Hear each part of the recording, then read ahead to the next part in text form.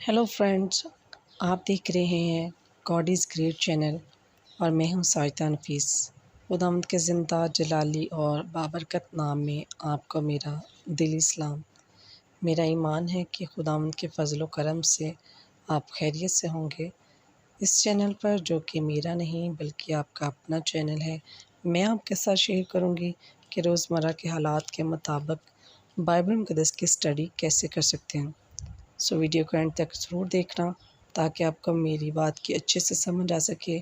और अगर आपको मेरी वीडियो अच्छी लगे तो वीडियो को लाइक और चैनल को सब्सक्राइब ज़रूर कीजिएगा ताकि आपको मेरी हर नई आने वाली वीडियो सबसे पहले मिल सके और आप अपने ईमान को खुदावंद पर और ज़्यादा मजबूत कर सकें। तो चलिए चल के शुरू करते हैं अपनी वीडियो को और सीखते हैं कि हम रोज़मर्रा के हालात के मुताबिक बाइबल मुक़द्दस की स्टडी कैसे कर सकते हैं। फ़ॉर एग्ज़ाम्पल, खुदा न ख़ास्ता आप बहुत ही दुख और परेशानी की हालत में हैं, तो आप अपने आप को पाक और साफ़ कीजिए और ये याद रखिए कि पाक और साफ़ करने का मतलब ये नहीं कि आप सिर्फ़ अपने बदन को बल्कि अपने ज़हन को, अपनी सोच को, अपने इरादों और नीयतों को भी साफ़ कीजिए और मुश्किल घड़ी में खुदावंद से इल्तिजा और मिन्नत कीजिए और अपने आप को मुकम्मल तौर पर खाली कर दें और खुदावंद से दुआ करें कि खुदावंद मुझे पाक और साफ़ कर ताकि मैं तेरी बरकतों को हासिल कर सकूं।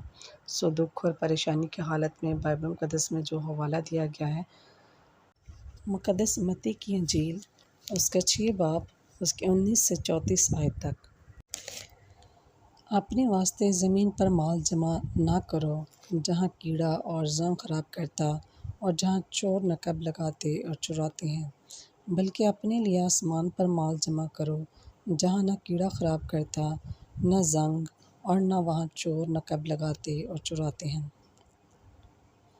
क्योंकि जहाँ तेरा माल है वहीं तेरा दिल भी लगा रहेगा।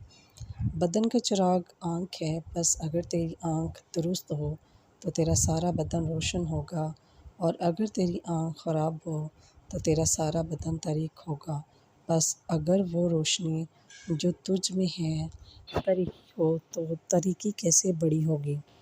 कोई आदमी दो मालिकों की खिदमत नहीं कर सकता, क्योंकि या तो एक से अदावत रखेगा और दूसरे से मोहब्बत, या एक से मिला रहेगा और दूसरे को नाचीज़ जानेगा। तुम खुदा और दौलत दोनों की खिदमत नहीं कर सकते। इसलिए मैं तुमसे कहता हूँ कि अपनी जान की फ़िक्र ना करना कि हम क्या खाएंगे, क्या पिएंगे, और ना अपने बदन की कि क्या पहनेंगे। क्या जान खुराक से और बदन पोशाक से बढ़कर नहीं?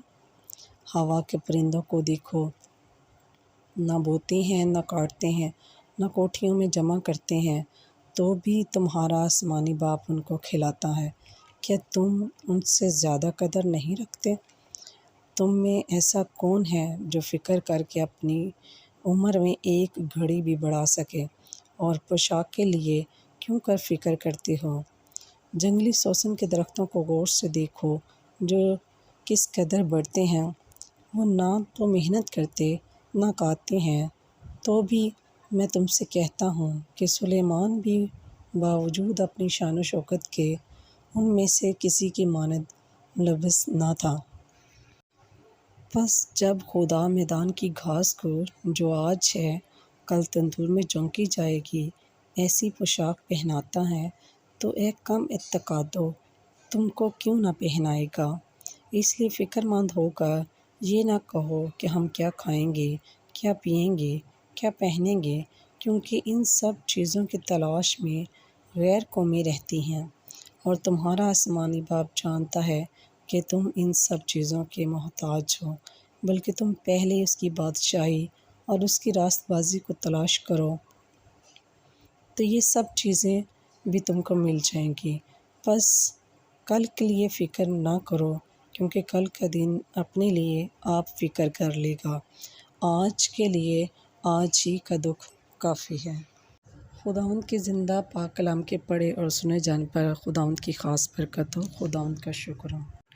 मेरे अज़ीज़ों, अगर आप इस तरह से अपने आप को खाली करके खुदावंद के आगे पेश करेंगे, तमाम गुनाहों को, तमाम परेशानियों को خدا پر چھوڑ دیں گے اور اس سے التجا کر کے رو کے مانگیں گے تو وہ ضرور آپ کو عطا کرے گا۔ اگر اس طرح سے خداوند سے مانگتے ہیں تو سکون اور راحت محسوس کرو گے۔ تھینک یو سو مچ۔ ملتے ہیں اپنی نئی آنے والی ویڈیو میں، اور اس ویڈیو میں ہم سیکھیں گے کہ لالچ کے حوالے میں بائبل مقدس میں ہمیں کیا درس دیا گیا ہے اور ہمیں کن چیزوں سے گریز کرنا چاہیے۔ ٹل دین اپنا بہت سارا خیال رکھیے گا۔ خدا حافظ۔